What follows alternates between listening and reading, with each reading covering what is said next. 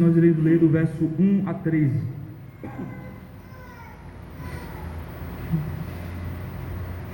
Diz assim a palavra de Deus: Ora, nós que somos fortes devemos suportar as debilidades dos fracos e não agradar-nos a nós mesmos.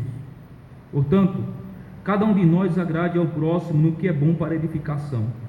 Porque também Cristo não se agradou a si mesmo, antes, como está escrito, as injúrias dos que te ultrajavam caíram sobre mim. Pois tudo quanto outrora foi escrito para o nosso ensino foi escrito, a fim de que pela paciência e pela consolação das Escrituras tenhamos esperança. Ora, o Deus da paciência e da consolação vos conceda o mesmo sentido um para com os outros, segundo Cristo Jesus, para que concordemente e a uma voz glorifiquei ao Deus e Pai do nosso Senhor Jesus Cristo. Portanto, acolhei-vos uns aos outros, como também Cristo nos acolheu para a glória de Deus. Digo, pois, que Cristo foi constituído ministro da circuncisão em prol da verdade de Deus, para confirmar as promessas feitas aos nossos pais, e para que os gentios glorifiquem a Deus por causa da sua misericórdia, como está escrito: por isso eu te glorificarei entre os gentios e cantarei louvores ao teu nome. E também diz: alegrai-vos, ó gentios, com o seu povo, e ainda: louvai ao Senhor, vós todos os gentios, e todos os povos o louvem. Também Isaías diz: haverá raiz de Jessé, aquele que se levanta para governar os gentios, nele os gentios esperarão. E o Deus da esperança vos encha de todo gozo e paz no vosso crer, para que sejais ricos de esperança no poder do Espírito Santo. Amém. Irmãos, Paulo aqui no capítulo 15, do versículo 1 a 13, Paulo vai estar concluindo o raciocínio que ele iniciou, o assunto que ele iniciou, no capítulo 14.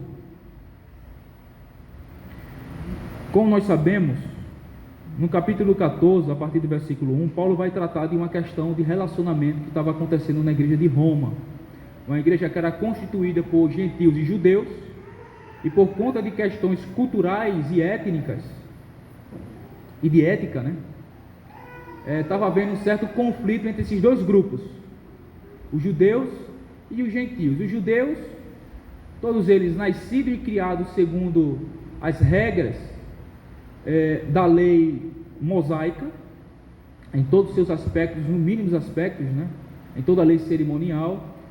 E os gentios que nunca tinha seguido regra nenhuma, agora foi convertido a Cristo e também acabou adentrando a igreja de Jesus. Então são dois povos de cultura completamente diferente, que foram alcançados pela graça de Cristo, salvo, liberto e transformado, e agora são um único povo, vivendo debaixo da mesma fé, do mesmo Deus, do mesmo Senhor e da mesma palavra. Mas por questões culturais e ética, havia um certo conflito de relacionamento entre esses dois grupos, os judeus e os gentios. Judeus convertidos a Cristo, os gentios convertidos a Cristo. Os judeus, por ser judeus, ter crescido nessa regra, nesse tipo de cultura, entendia que ainda, evidentemente não era todo judeu que entendia isso, mas a boa parte deles ainda entendia que eles necessitavam observar todo o calendário judaico, bem como também toda a dieta judaica, todos aqueles requisitos de questão de alimento. Enquanto os gentios não, os gentios, por ser um povo que nunca teve esse tipo de restrição, nunca viveu debaixo de nenhuma lei, em questão de costumes, eles comiam de tudo, bebiam de tudo e estava tudo certo, a consciência dele não os acusava e não pesava. E por conta disso estava tendo esse problema de relacionamento.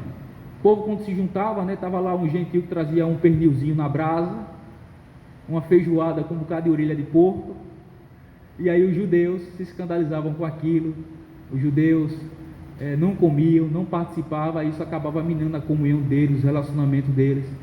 Então Paulo está escrevendo esse capítulo 14 até a parte 13 do capítulo 15, que nós iremos ver hoje, com o objetivo de orientá-los e instruí-los no modo como eles deveriam se relacionar entre eles, cada um respeitando as suas convicções, as suas questões de consciência, mas também a liberdade cristã que cada um desses grupos tinha.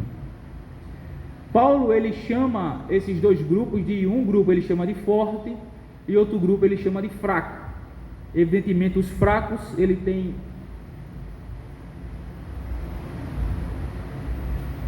Está ventando só aqui hoje, né? Coisa boa, né? Que areia. Evidentemente que os fortes, eles consideram os gentios, aqueles que não ficavam debaixo de nenhuma regra, de guardar dia, ou de se eximir de comer algum tipo de alimentação ou de bebida, né? Esses são os fortes, que gozavam dessa liberdade em Cristo, uma liberdade de consciência, uma liberdade cristã, que poderia provar, usufruir de todos os bens que Deus criou para a nossa consolação, para o nosso bem, para a nossa liberdade, para o nosso prazer. E o outro grupo que ele chama de os fracos, os débeis na fé, que é exatamente os judeus convertidos a Cristo, mas que ainda tinha aquele tipo de problema, né, de preocupação de observar em mínimos detalhes as orientações e as leis mosaicas da lei, no que diz respeito a dias santos, a festas judaicas, a festa da lua nova, a festa dos tabernáculos e todo esse tipo de coisa.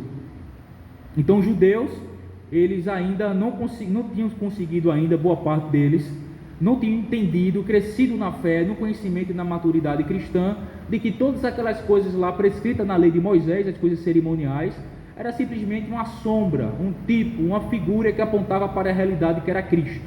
E uma vez que Cristo veio, que é a realidade, todas aquelas coisas caducaram, ficaram para trás, foram abrogados, certo? Só que os judeus não tinham chegado ainda a esse entendimento da fé, essa maturidade, esse conhecimento, e ainda assim eles continuavam a observar essas coisas, de maneira que se eles participassem de alguma forma, eles eram feridos nas suas consciências e, consequentemente, por não fazer por fé, eles acabavam pecando. Então Paulo escreve o capítulo 14, entrando para o capítulo 15, exatamente para tratar dessa questão de relacionamento e o modo como eles deveriam se relacionar um para com os outros, em suas respectivas consciências, em suas respectivas fé, em suas respectivas liberdades, certo?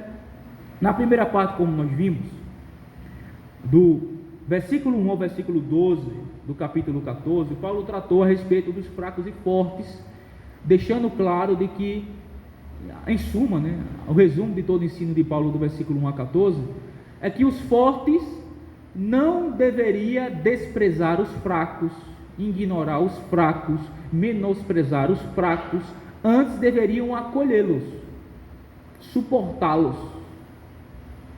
E enquanto os fracos, que no caso são os judeus, também não deveriam julgar os fortes, porque eles tinham a liberdade de consciência, a liberdade cristã, que poderia comer o que queria, que poderia beber o que quisesse.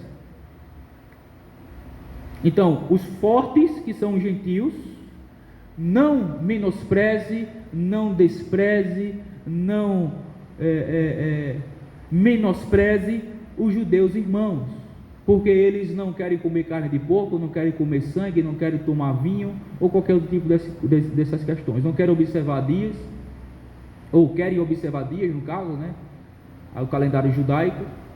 Mas também esses que são considerados fracos, que no caso aqui são os judeus, que guardam todo esse tipo de ética dentro da sua cultura, também não era para julgar os fortes, que nos casos aqui são os gentios, que não observaram nenhum tipo dessas coisas. E o ponto de Paulo aqui forte é a consciência de cada um, a fé que tem para ti mesmo. Cada um tem a opinião bem definida em sua própria mente, conforme diz o versículo 5, a última parte, né? Cada um tem a opinião bem definida na sua própria mente. Então, um não despreze o outro e um não julgue o outro. Vive de acordo com a consciência de cada um, a liberdade de cada um. Porque todas essas coisas aqui em si não tem pecado nenhum, não é nada impuro, não é questão moral, é apenas questão ética e cultural. É uma questão, então, amoral, vamos dizer assim, né? Tem aquelas questões morais e tem aquelas questões imorais, que diz respeito à nossa moralidade e à nossa observância da lei de Deus. O que é moral? Eu observar a lei de Deus, cumpri-la. O que é imoral? É eu transgredi-la, que constitui pecado. O que é amoral? É algo que não é moral. algo que não é moral.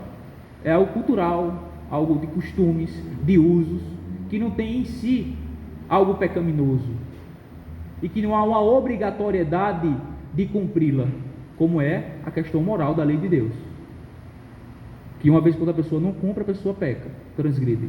Mas essas questões de cultura, de ética, de usos e de costumes são questões amoral, não tem uma moral nela implícita, não é pecado, não há nada impuro, imundo, e portanto as pessoas têm a liberdade de escolher se submeter ou não a essas coisas. E cada um tem a sua liberdade, cada um tem a sua consciência, cada um tem a sua opinião bem definida na sua própria mente. Então Paulo vai apelar para os dois grupos. Fortes, não desprezem, não menosprezem, não rechacem os fracos. Antes, acolha os débeis na fé, os debilitados na fé. Mas vocês também que são fracos na fé, que entendem que essas coisas todas é prejudicial para vocês e que não quer participar, ok, você tem a liberdade para não participar. Mas também não julgue aquele que quer participar, aquele que quer fazer essas coisas. Então, um não despreze e o outro não julgue. Porque são questões de liberdade de consciência e cada um deve ter a sua própria opinião bem definida na sua própria mente. E o argumento final de Paulo é o quê? Porque nós não devemos nos colocar como juiz de outro, porque só há um único juiz diante de quem nós iremos prestar conta no último dia, que é Deus. É o finalzinho aí do capítulo 14, né? A parte 11, ou parte do 10 ao 12, né? Tu, porém, por que julgas teu irmão? E tu, por que despreza o teu? Pois todos compareceremos perante o tribunal de Deus. Como está escrito: por minha vida, diz o Senhor, diante de mim se dobrará todo o joelho e toda a língua dará louvores a Deus. Assim, pois, cada um de nós dará conta de si mesmo a Deus. Então não nos coloquemos, nem os fortes nem os fracos, não se coloquem na posição de juiz, porque todos nós é que seremos julgados por Deus. Então nós não somos juízes da fé de ninguém, no que diz respeito a essas questões de cultura, de ética, de usos e de costumes. Todo mundo tem a liberdade de consciência, tem a liberdade cristã de querer fazer ou não fazer essas coisas, de querer comer alguma coisa ou não comer, de querer beber alguma coisa ou não beber, de querer observar alguma coisa ou não observar. Todo mundo tem essa liberdade. Que cada um respeite as suas posições, tenha cada um uma opinião bem definida nas suas mentes, mas que um não despreze o outro e que um não julgue o outro. Porque Deus é o nosso juiz e, portanto, nós não devemos se colocar como juiz de ninguém nessas questões. Quando chega essa é a primeira parte, quando chega do versículo 13 até o versículo 23 do mesmo capítulo 14, Paulo agora ele vai se virar de forma mais específica para os fortes. Ele vai enfatizar aqui uma maior responsabilidade dos fortes em relação aos fracos, orientando e instruindo os fortes a limitarem a sua liberdade em nome do amor aos irmãos mais fracos. É isso que ele vai tratar do versículo 13 a 23. A liberdade dos fortes é limitada pelo amor mais fraco. Então o que é que ele vai dizer? Ele vai dizer que se a minha conduta, se o meu exemplo for razão de influenciar os meus irmãos mais fracos a seguir as minhas mesmas pisaduras, o mesmo caminho, e eu sei que ele não tem fé suficiente ou liberdade suficiente de consciência para fazer as mesmas coisas que eu faço, então eu não induzo, eu não dou exemplo, eu não influencio esse irmão a fazer a usufruir daquela liberdade que eu tenho, mas eu sei que ele não tem, e que se ele fizer, ele vai acabar pecando. Isso resumidamente é o que Paulo vai tratar aí do versículo 13 ao 23. E portanto, por isso, vamos, a porta aí. E por isso, se for necessário, eu devo limitar a minha liberdade por amor aos meus irmãos mais fracos. Eu não influencio, eu não o chamo, eu não o convido a participar, eu não dou exemplos para que ele siga esses exemplos. Exemplos esses que possa influenciá-lo a querer participar das mesmas coisas que eu estou participando. E uma vez que ele vier participar ou seguir o meu exemplo, ele vai pecar em sua consciência, em seu coração, porque ele tem a consciência fragilizada para essas coisas. E portanto ele não vai fazer com fé, com confiança de que tudo aquilo ali não tem problema nenhum. E vai vir a pecar contra o Senhor, e eu estarei sendo usado como sendo uma pedra de tropeço para aquele meu irmão fraco na fé. Entenderam?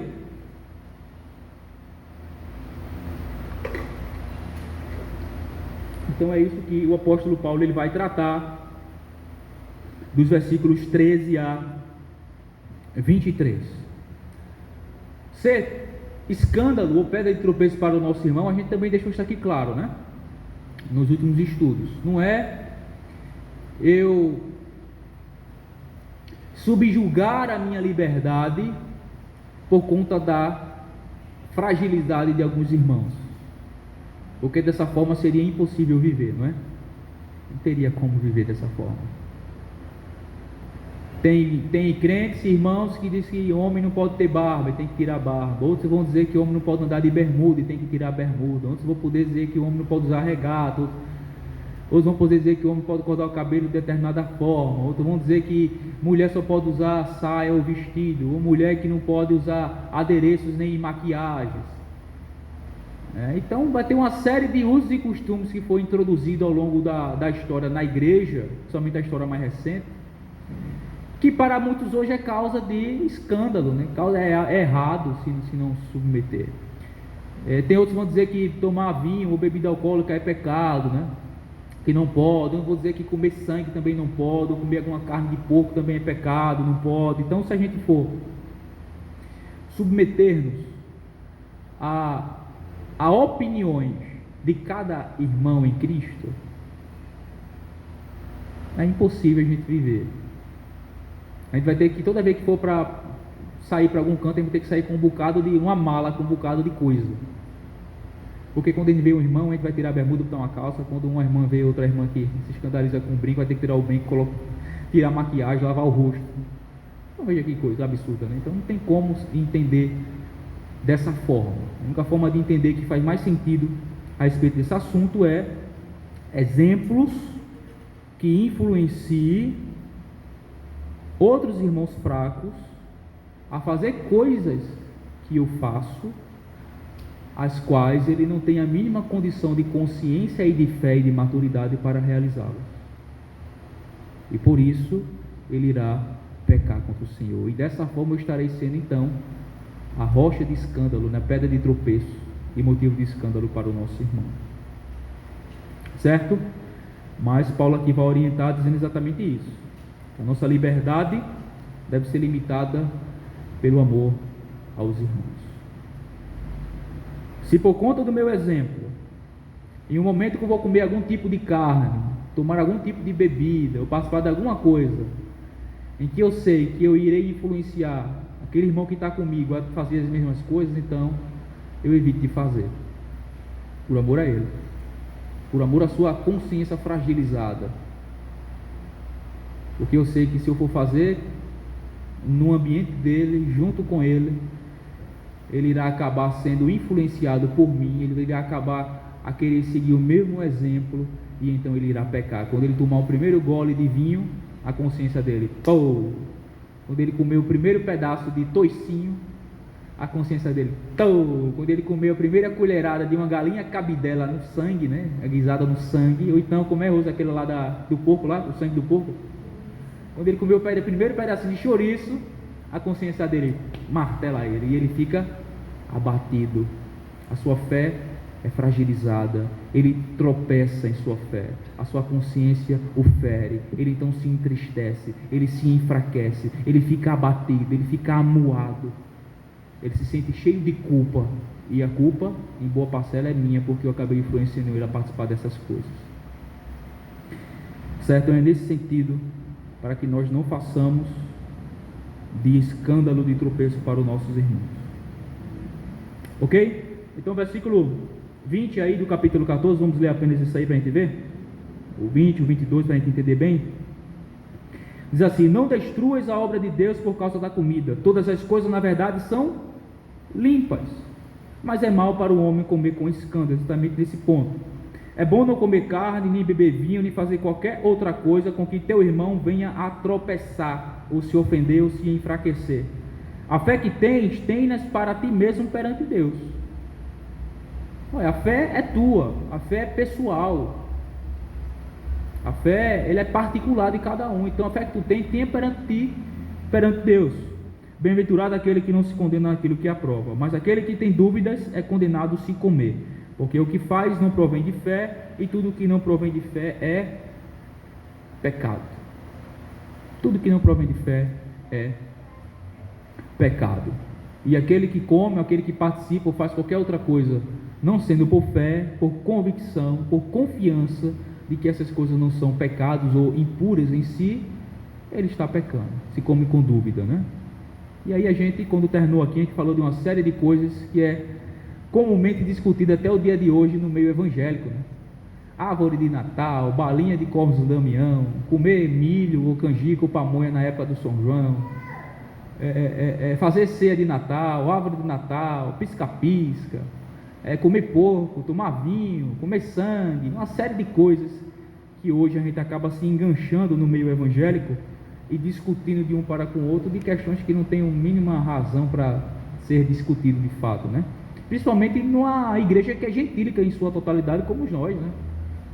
Uma igreja que é gentílica, que viemos aí, não tinha esses costumes nem nada, e a gente acaba querendo se submeter agora a esses costumes que em Cristo já foram cumpridos há muito tempo, e que não tem problema nenhum da gente participar, de fazer, de comer ou de beber, porque não é pecado, não tem nada impuro, não tem nada maculado, né? São questões de cultura, são questões de ética, questões de usos e costumes, e que todos têm a liberdade de querer participar ou não. Não entendo que eu não posso não, que é errado, então ok, não participe, não faça, não se envolva. Enquanto outros entendem que não tem problema nenhum e pode gozar de sua liberdade em Cristo, da sua liberdade cristã, está com a consciência completamente tranquila e pode participar, pode fazer, não tem problema nenhum, não está pecando nisso. Certo? Agora nós iremos adentrar no capítulo 15, em que Paulo vai continuar falando a respeito da responsabilidade que os fortes têm em relação aos fracos, e ele vai dar o exemplo de Cristo como fundamento para que nós fortes tenhamos cuidados ou sigamos o exemplo, para não sermos pedra de tropeço, né, roça de escândalo para os nossos irmãos mais fracos, a partir do nosso exemplo, através do exemplo de Cristo.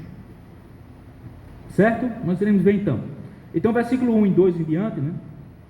Paulo vai continuar falando a respeito mais assim, voltado para os fortes. Então ele diz assim: ora, nós que somos fortes devemos suportar as debilidades dos fracos e não agradar-nos a nós mesmos. Então perceba que Paulo aqui ele se inclui no grupo dos fortes. Nós que somos fortes. E quem é que são os fortes? Os fortes são aqueles que entendem de que nada dessas coisas são pecados, que gozam de uma liberdade cristã e que está com sua consciência completamente tranquila, calma, serena em relação a essas coisas. Então nós que somos fortes, nós que entendemos, que cremos, que temos a liberdade de comer porco, comer sangue e fazer todas essas coisas, pois cremos e entendemos à luz da palavra de Deus que nada disso é impuro, é pecado, é mal em si. Devemos o que? Suportar as debilidades dos fracos e não agradar-nos a nós mesmos. Exatamente, ele está dando continuidade àquilo que ele vinha falando nos versículos anteriores, né? Do 13 ao 23, do capítulo 14. Então nós devemos fazer isso. Nós devemos tomar cuidado para não influenciar, através do nosso exemplo, da nossa conduta, dos nossos afazeres, irmãos a seguir o nosso mesmo exemplo, então vir a tropeçar e cair por conta da sua consciência fragilizada. Antes devemos suportá-los, devemos acolhê-los, devemos ajudá-los em sua fragilidade, devemos sempre que oportuno ensiná-los, instruí-los, mostrar à luz da palavra de Deus de que nada disso é pecado, não tem problema nenhum, para que então ele deixe de ser fraco, né? E então se torne forte em Cristo, no que diz respeito a essas questões. Seja liberto em sua consciência, entenda de uma vez por todas a luz da palavra de Deus, e que ele é livre para fazer todas essas coisas se quiser, e que não tem pecado nenhum nisto. Então devemos suportá-los, acolhê-los, não desprezá-los. É praticamente a conclusão que Paulo está fazendo aqui, né? Não despreze, antes acolha o débil na fé. E faça tudo quanto seja necessário e suficiente para conduzi-lo à maturidade, à liberdade que nós gozamos em Cristo, para que ele fique tranquilo, sereno em suas consciências, se porventura ele vier e queira participar dessa liberdade. Nós que somos fortes devemos suportar as debilidades dos fracos e não agradar a nós mesmos. Portanto, cada um de nós agrade ao próximo no que é bom para edificação. Cada um de nós devemos tomar cuidado para agradá-lo, não para machucá-lo, não para de alguma maneira ser instrumento de ferir a consciência do nosso irmão. Devemos agradá-lo, tomar cuidado da sua consciência fragilizada, da sua consciência fraca, e em detrimento da nossa liberdade. Se for escolher a quem queremos agradar, devemos agradar o nosso irmão, né? Esse é o ponto aqui de Paulo está destacando, no que diz respeito à responsabilidade dos fortes em relação aos fracos. Entre gozar de sua liberdade para agradar ao seu irmão, prefira agradar ao seu irmão. Prefira a fazer coisas, a se comportar de tal maneira, a abrir mão de determinadas coisas com o único objetivo de agradá-lo, de causar edificação nele, e não ser pedra de tropeço ou rocha de escândalo para o seu irmão. Portanto, cada um de nós agrade ao próximo no que é bom para a edificação. Ele agora vai dar o exemplo de Cristo, né? Vai dar o exemplo de Cristo. Ô Paulo, fundamentado em que então eu tenho que abrir mão da minha liberdade por amor aos meus irmãos mais fracos nessas questões? Fundamentado no exemplo de Cristo, no que Cristo fez por nós.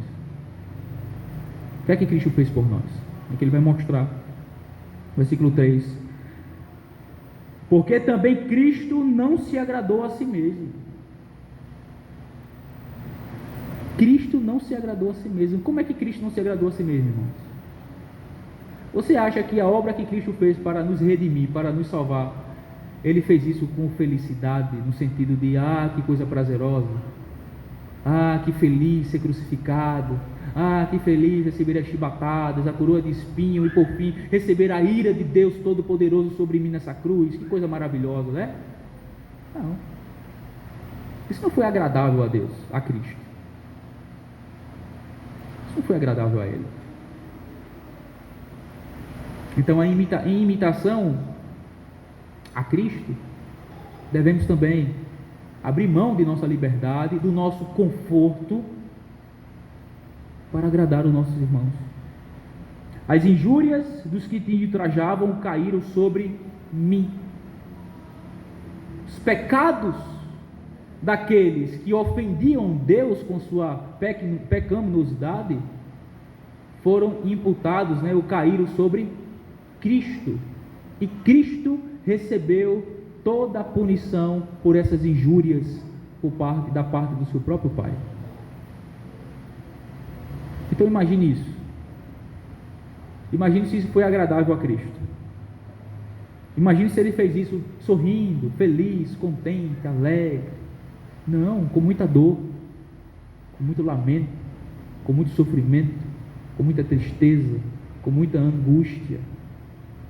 Mas ele fez por amor ao seu povo. Isso aqui faz parte daquilo que chamamos no estudo teológico de a humilhação de Cristo. Deus, o Cristo que estava com o Pai desde toda a eternidade, não precisando de nada, completamente satisfeito em si, completamente alegre, feliz, contente, não tendo falta de nada. Então ele decide no conselho eterno do Deus triuno, humilhar-se a si mesmo. E o seu processo de humilhação começa onde? Desde a sua encarnação, quando ele toma a forma de homem, Deus assumindo a forma de homem, nascendo de uma criança, submetendo-se aos cuidados da mãe quando criança, a ser amamentado, depender da mãe. Veja, o Criador, né, se subjugando a depender da criatura. Nasceu aonde? Debaixo da lei, se sujeitou à lei, viveu debaixo daqueles requisitos, daquelas normas, daquelas éticas. Ele, sendo Deus Todo-Poderoso, que está acima da lei, ele submeteu-se à lei. Ele foi homem de dores, como diz o profeta Isaías, passou suas necessidades, seus sofrimentos. Por fim, assumiu o pecado do seu povo sobre si e colocou-se debaixo da ira do Deus Todo-Poderoso para receber a punição a qual ele não merecia, mas tão somente porque era o pecado do seu povo que ele estava carregando sobre si. Então veja a humilhação de Cristo.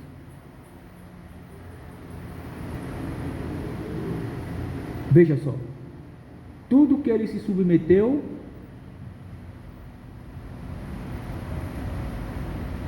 contra o seu agrado, vamos dizer assim. Contra o seu agrado. É diferente de contra a sua vontade, irmão, certo? Cristo, ele fez tudo o que fez por sua vontade livre, em cumprimento a um conselho eterno entre o Pai, Filho e Espírito Santo, em remir pecadores. Então ele veio, submeteu-se à vontade do Pai e cumpriu ela perfeitamente e se deleitou nisso, em cumprir a vontade do Pai. Mas no que diz respeito às coisas que ele teve que passar, não foi agradável. Não foi agradável. Então ele passou por tudo isso, abrindo mão de sua liberdade, abrindo mão dos privilégios da sua divindade, abrindo mão da sua glória, do seu louvor, da sua adoração dos anjos no céu, da sua majestade, tudo aquilo para vir por amor ao seu povo, para salvar o seu povo, para libertar o seu povo. Então Paulo usa exatamente o exemplo de Cristo para fundamentar o seu argumento em que nós também, a exemplo de Cristo, devemos, em amor aos irmãos, abrir mão de nossa liberdade, abrir mão do nosso conforto, abrir mão de várias coisas, se esses exemplos influenciam ou conduzem nossos irmãos a praticar essas coisas das quais ele não está pronto, preparado para usufruir.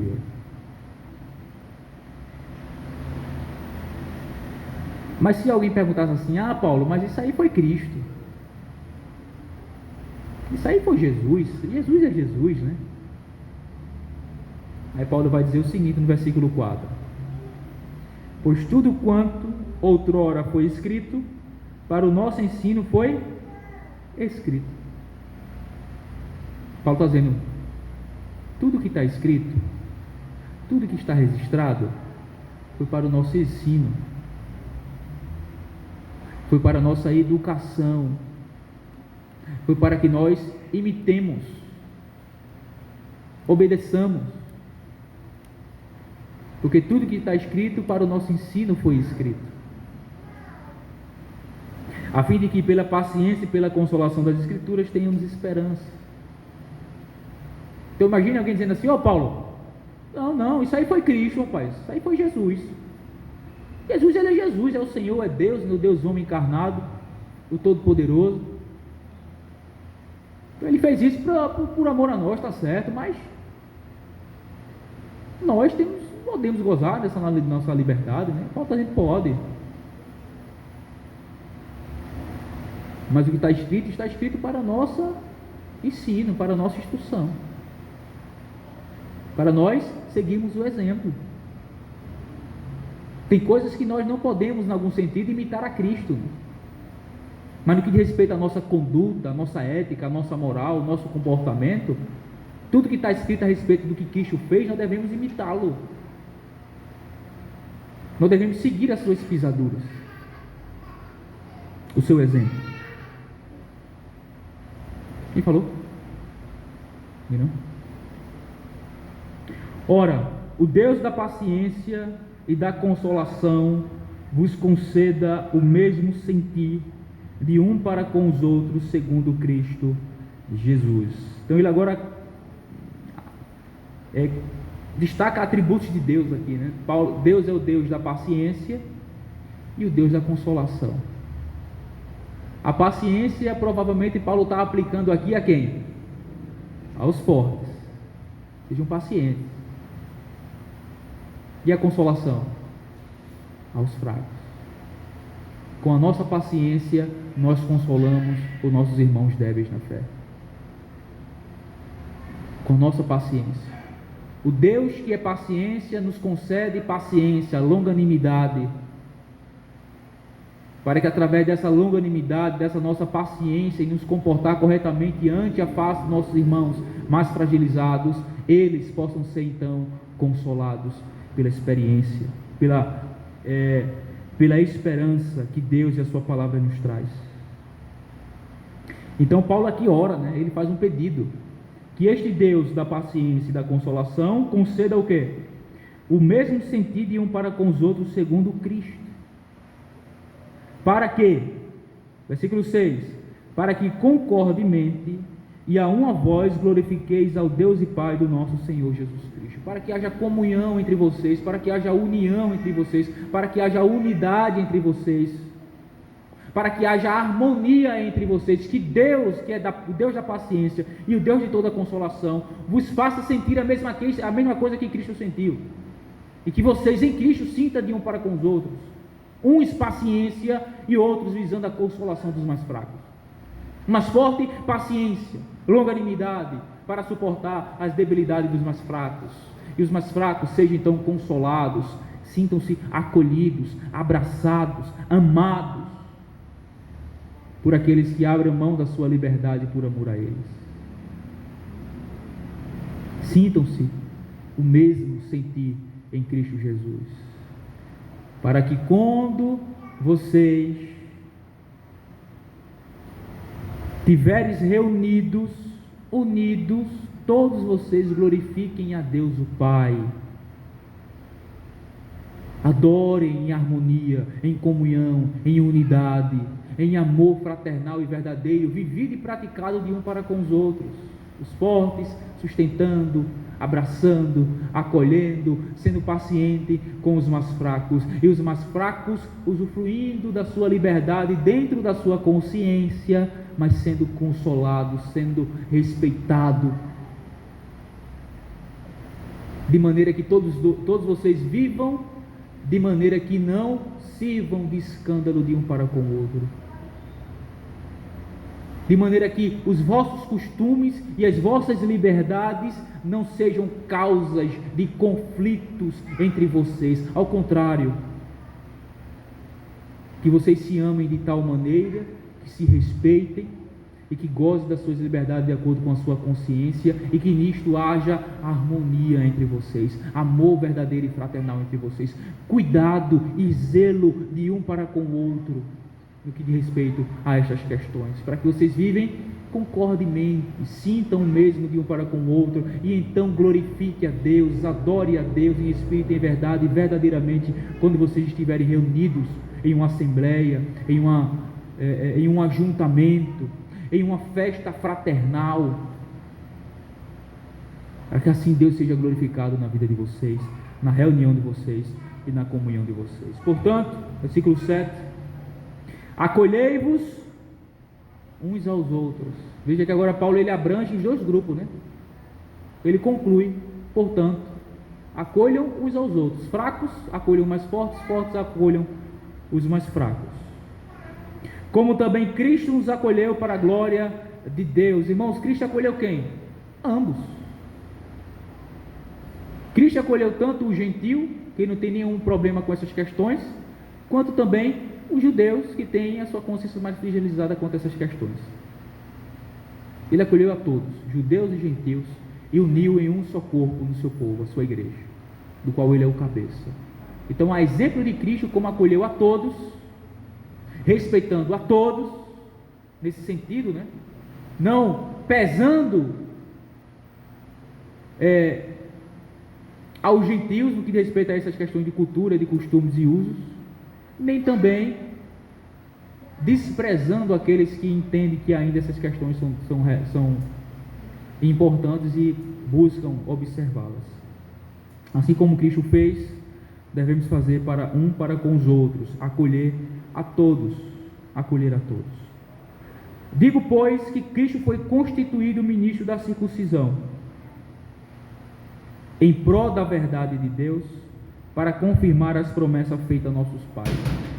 Aqui no versículo 8 é como se Paulo estivesse usando essa palavra para consolar os mais fracos, os judeus, dizendo que Jesus, ele foi feito ministro da circuncisão, do povo judeu. Ele veio para os seus, para os judeus. Então é como se Paulo quisesse consolar os mais fracos. E os gentios, judeus, olha, Cristo foi feito ministro da circuncisão. Ele veio para os seus, ele veio para o seu povo étnico, ele veio para os judeus.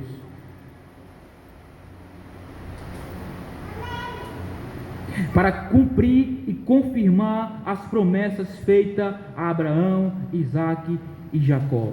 Mas não somente para os judeus, porque toda a lei, os salmos e os profetas vai dizer claramente que também os gentios seriam participantes dos benefícios conquistados por Cristo. Seriam chamados para ser agora participantes e parte do povo de Deus. E para que os gentios glorifiquem a Deus por causa da sua misericórdia, como está escrito. Versículo 9. Por isso eu te glorificarei entre os gentios e cantarei louvores ao teu nome. Paulo agora está usando o Antigo Testamento para fundamentar a ingressão dos gentios e da adoração gentílica ao Deus de Israel.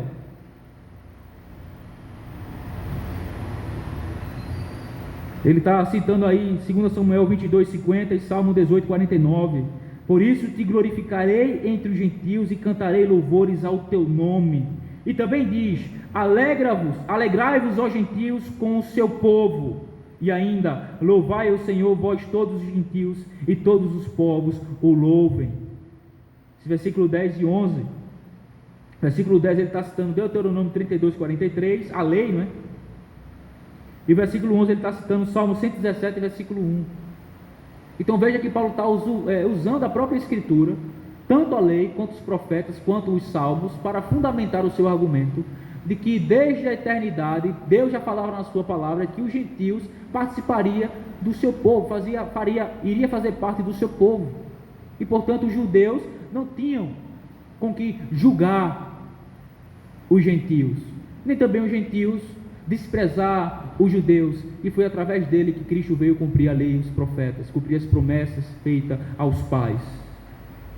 E agora ele cita Isaías, versículo 12: haverá raiz de Jessé, aquele que se levanta para governar os gentios, nele os gentios esperarão. Então veja tantos textos que Paulo usa do Antigo Testamento, para fundamentar e ratificar a ideia de que Deus uniria em um só povo judeus e gentios. Desde o Antigo Testamento, desde a lei de Moisés, desde os salmos, até mesmo os profetas, como ele cita aqui o profeta Isaías. Textos, profecias que apontavam para a realidade do fato de que Deus intentava unir em um só corpo, como um só povo, debaixo do mesmo cabeça que é Cristo, judeus e gentios, todos juntos, unidos e em harmonia, louvando, adorando e glorificando o Deus de Israel. Então esse é o argumento que Paulo fecha aqui, a sua argumentação. Pessoal, Deus já vinha predito na sua palavra que esse tempo chegaria, em que judeus e gentios estariam unidos como um só povo, um só corpo, adorando o mesmo Deus, pela fé do mesmo Cristo, segundo a fé comum que foi entregue aos santos. Então, portanto, parem com isso, deixem com essas ladainhas, como diz o ditado, né?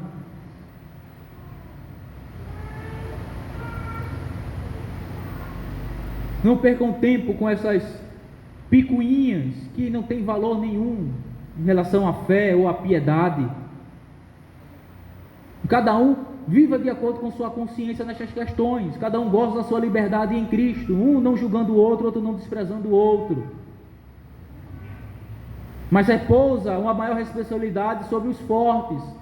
Cuidados para vocês não serem pedra de tropeço e rocha de escândalo para os mais fragilizados. Sigam o exemplo de Cristo, que sendo Deus se fez forma de homem para remir pecadores como nós, fazendo isso contra o seu próprio agrado, com muita dor, com muito lamento, abrindo mão de sua liberdade, do seu conforto que havia no céu, para vir sofrer, se humilhar, padecer, sentir dores e receber a justa punição e a ira do Deus Todo-Poderoso sobre si, para salvar nós pecadores. A esse exemplo, sigam vocês que são fortes em relação aos mais fracos.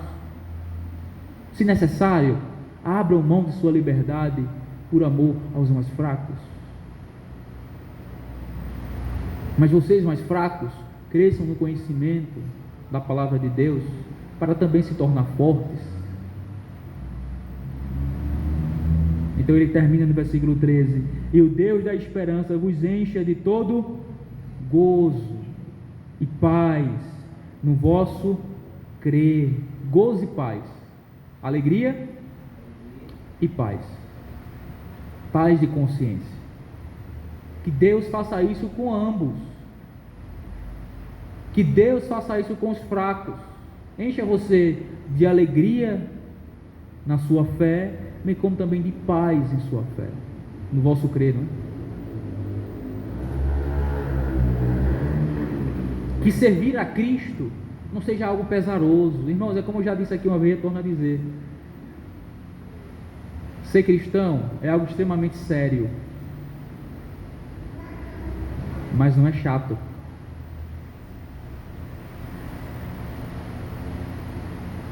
Seguir a Cristo é algo muito sério, mas não é chato, irmãos. Somos nós homens que tornamos as coisas chatas às vezes, né?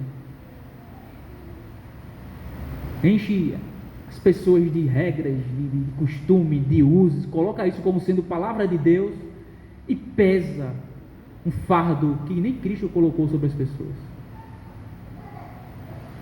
E seguir a Cristo ou servir a Cristo passa a ser um negócio pesaroso, angustiante, triste, cheio de regalias e não me toque, de não faça isso ou aquilo, não coma isso ou aquilo, não faça isso ou aquilo outro, coisas que não tem maldade nenhuma em si, que não é pecado em si, que temos a liberdade de gozar e de usufruir dessas coisas boas que Deus criou para nós. Mas é nós que tornamos as coisas chatas. Por isso que seguir o Evangelho, seguir a Cristo, ser cristão, ser povo de Deus, é muita responsabilidade, é muito sério, mas não é chato, não é pesaroso. Somos nós que tornamos as coisas pesarosas e chatas. O fardo de Cristo é leve e suave, irmãos. Esse é o contexto lá de Mateus 11, né? O Evangelho de Mateus foi escrito para os judeus carregados de fardos, segundo a lei, cheio de regras e de coisinhas minuciosas. Jesus fala: então venha a mim, que meu fardo é leve e suave. Venham a mim, não será mais necessário subjugar-se a essas coisas que cumpriu-se, estão se cumprindo todas em mim.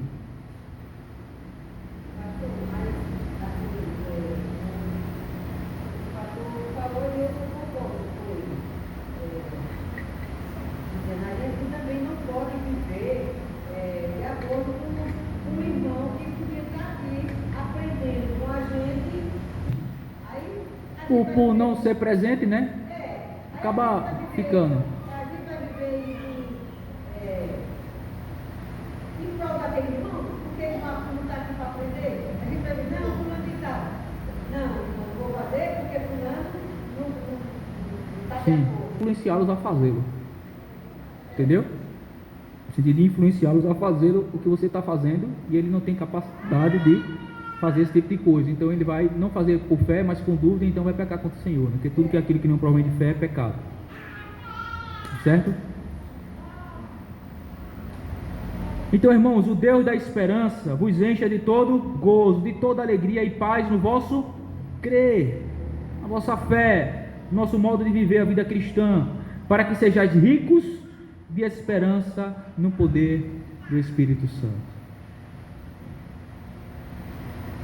Então é isso, irmãos. Deixa eu citar, ler algumas coisas aqui para a gente aprender. No que diz respeito a essas questões, irmãos, os fortes têm uma maior responsabilidade em relação aos irmãos fracos.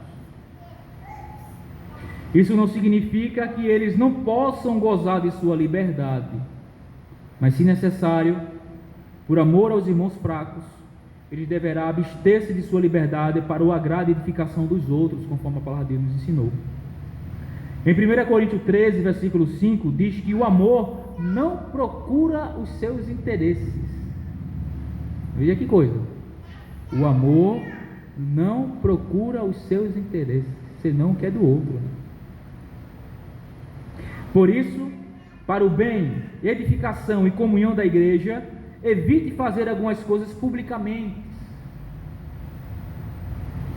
Coisas essas que possam trazer problemas de unidade e comunhão entre os irmãos que compõem a igreja. Evite, tome cuidado, por amor aos irmãos mais fracos. Outra coisa que podemos aprender aqui é que devemos, irmãos, imitar o exemplo de Cristo. Por amor, Cristo abriu mão de sua liberdade, conforto e glória, humilhando-se a si mesmo, assumindo a forma de homem, bem como também os seus pecados, para que estes homens pudessem ser perdoados, salvos, edificados na justiça e libertos. E fazer isso não foi agradável, mas ele se submeteu por amor ao Pai e ao seu povo. Isaías 53:11 chama a sua obra de redenção de o trabalho da sua alma. Veja que coisa. O profeta Isaías dirá em Isaías 53:11: o penoso trabalho de sua alma. Foi penoso realizar a redenção, não foi nada fácil. Ele abriu mão de muita coisa. Com este mesmo amor, irmãos, com este mesmo amor abnegado, é que devemos lidar com os irmãos mais fracos. Tudo quanto foi escrito não apenas para conduzir pecadores à salvação através de Cristo, mas também para ensinar como estes pecadores, salvos pela graça de Cristo, devem viver entre eles em imitação ao seu Mestre. Então o que está escrito, foi escrito não apenas para nos conduzir e nos mostrar o caminho da salvação em Cristo Jesus, mas foi escrito para ensinar estes que foram salvos pela graça de Cristo a como viver entre si, a como viver em relação uns aos outros. E devemos observar isso em imitação a Cristo, buscando sempre os interesses dos outros, buscando sempre agradar os outros e buscando sempre fazer aquilo que cause edificação e comunhão uns com os outros, por amor aos nossos irmãos. Portanto, irmãos, concluímos repetindo a mesma coisa. Paremos com essas picuinhas, cresçamos na nossa maturidade cristã, cresçamos na nossa fé, faça as coisas de acordo com a sua consciência, não faça nada contra a sua consciência. A exemplo de Lutero, né? Não é bom e nem sábio ir contra a consciência, né? Ele diz isso na Dieta de Worms. Então não faça nada contra a sua consciência. E de acordo com a sua consciência, à luz da palavra de Deus, viva, proceda, haja, se comporte. Nessas questões de cultura, de ética,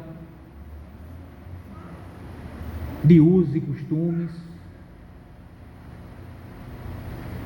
Ele não está falando aqui de questões que são pecaminosas. Pecado é pecado e sempre será.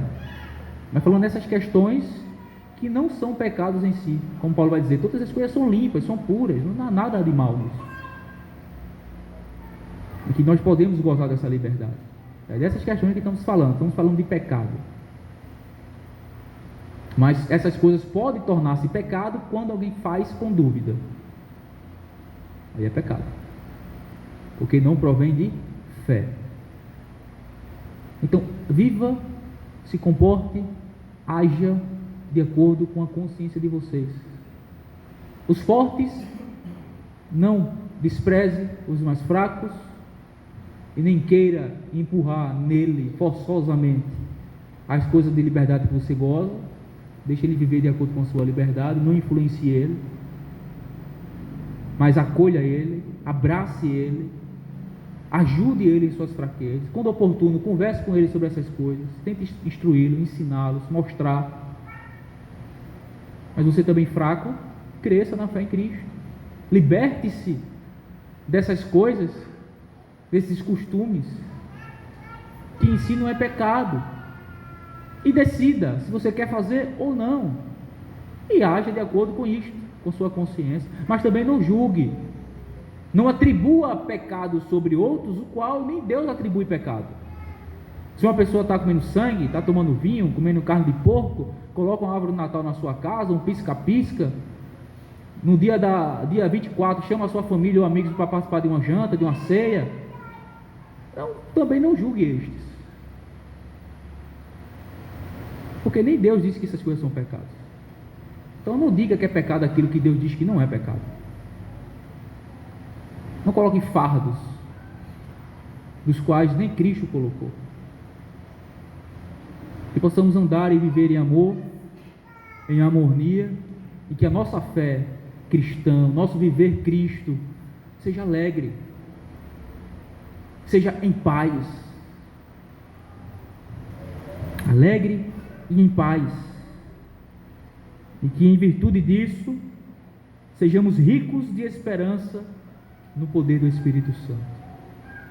E assim vivamos, para o bem dos nossos irmãos, para a comunhão, edificação e crescimento da Igreja de Cristo. Amém?